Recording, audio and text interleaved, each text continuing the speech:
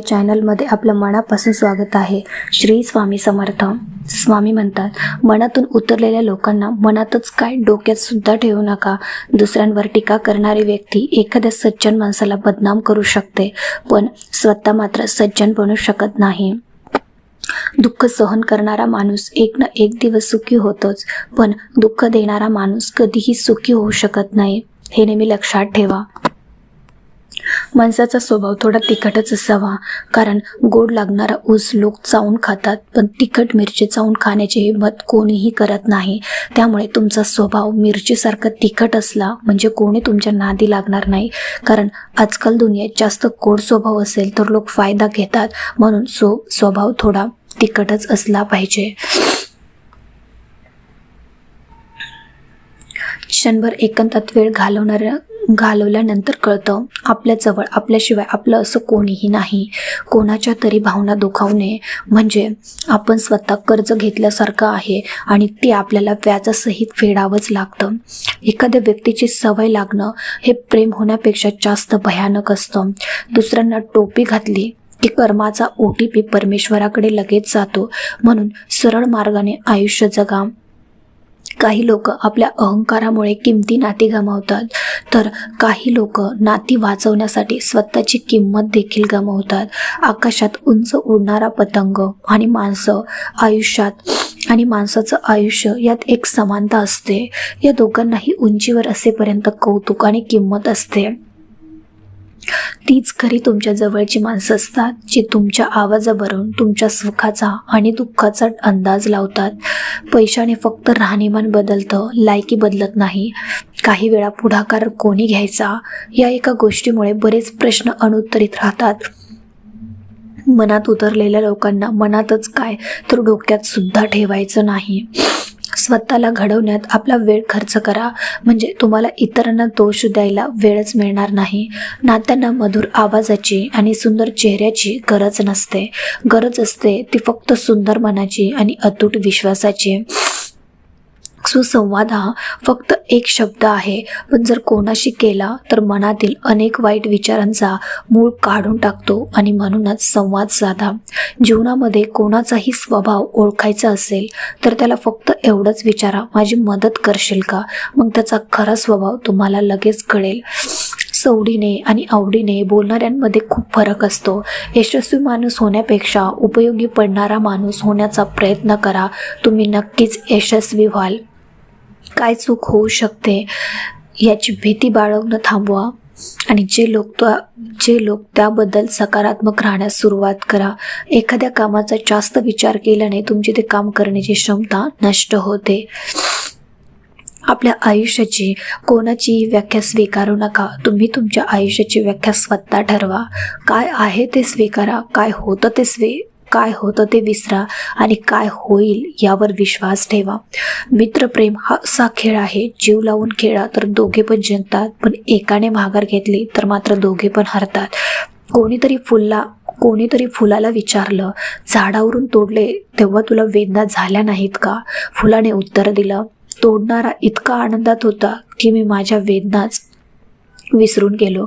आपल्यामधील विश्वास हा पर्वतालाही हलवू शकतो, परंतु आपल्यामधील शंका आपल्यासमोर पर्वत उभा करतो. आयुष्यामध्ये नेहमी आदर्श बनवण्याचा प्रयत्न करा, पण मी आदर्श आहे हे सिद्ध करण्यामध्ये तुमचा वेळ हा वाया घालू नका. माणसाजवळ पोत हवी, ऐपत हवी आणि दुनियेला ठोकरण्याची जिगर हवी, मग दुनिया तुमचं कौतुक करते. कधी कधी कोणाला दुखवण्यापेक्षा शांत राहिलेले चांगलं असतं. चेहरे ओळखता येत नाहीत, स्वभाव सुद्धा ओळखता येत नाही, कारण दिसतं तसं अजिबात नसतं. कारण प्रत्येकाच्या मनामध्ये काही वेगळंच असतं, मात्र माणसाची कृती सगळं दाखवून जाते. आयुष्यामध्ये जर काहीतरी शिकायचं असेल तर कठीण परिस्थितीही शांत राहायला शिका. आयुष्यातल्या छोट्या छोट्या गोष्टीत समाधान मानून हसायला शिका.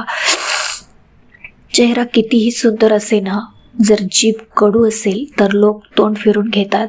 असामान्य माणसाची 3 लक्षणे असतात. जो चुकीचे काम करत नसल्याने त्याला कोणतीही चिंता नसते, त्याच्याकडे ठाम विचार असल्याने त्याच्या मनात गोंधळ नसतो आणि तो प्रामाणिक असल्यामुळे कशाचीही पर्वा किंवा भीती नसते. माणसाला ठेच लागते, पण त्यानंतर त्याचं चालणं हे कायमचं सुधारून जातं आणि म्हणूनच ठेचा या आवश्यक आहेत. माणसाला त्याने केलेला संघर्ष थकवतो, पण माणसाला तो बाहेरून सुंदर आणि आतून मजबूत बनवतो. मन स्वच्छ ठेवा आणि स्वच्छ मनाने स्तुती परमेश्वर नेहमी करतो. आयुष्यात आज आलेल्या परिस्थितीशी जो संघर्ष करेल त्यालाच उद्याचं सुख उपभोगायला मिळेल. सत्य हे पाहणाऱ्याच्या किंवा ऐकणाऱ्याच्या इच्छेचा विचार कधीच करत नाही. ते नेहमी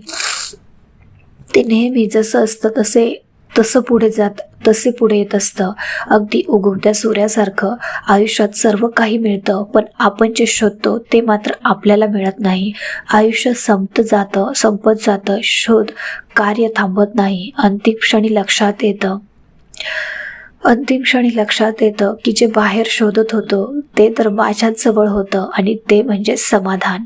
कोणत्याही गोष्टीची किंमत फक्त 2च वेळी कळते, जेव्हा ती मिळत नाही तेव्हा आणि जेव्हा ती हरवते तेव्हा.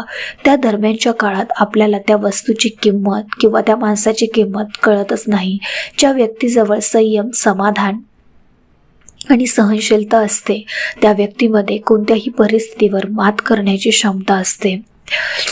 बरं चाललंय आयुष्य हे आपण कोणालाही सांगू शकतो, पण खरं काय चाललेलं आहे आपल्या आयुष्यामध्ये हे सांगायला जवळचा माणूसच लागतो.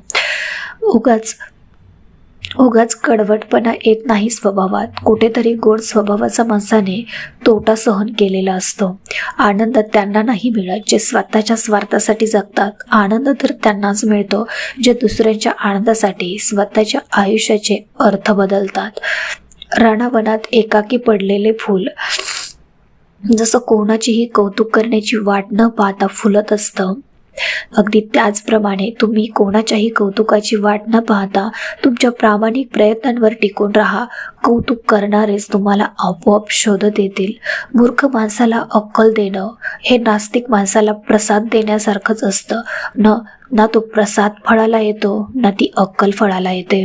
शर्यतीत धावताना अर्धा रस्ता थांबणाऱ्यांना यश कधीच मिळत नाही. तुमची ऊर्जा कायम ठेवा, कामाची भूक ठेवा. कोणतीही गोष्ट अर्ध्यावर सोडू नका. स्वतःची चूक स्वतःला कळली की बरेच प्रश्न आपोआप सुटतात. तुम्ही उंच शिखरावर जरूर चढा, पण जगाने तुमच्याकडे पाहावे म्हणून नाही, तर शिखरावरून तुम्हाला जग पाहता यावं म्हणून. आपल्या हातून होणारी चूक हे आयुष्याचे एक पान आहे, पण नाती म्हणजे आयुष्याचं पुस्तक आहे. गरज पडली तर चुकीचं पान फाडून टाका, पण एका पानासाठी अख्खं पुस्तक गमावू नका. आपण जसे बोलावे, आपण कसे बोलावे हे शिकवण्यासाठी कोणताही वर्ग किंवा क्लास नसतो, पण आपण ज्या पद्धतीने बोलतो त्यावरून आपला वर्ग किंवा क्लास हा निश्चितच ठरतो.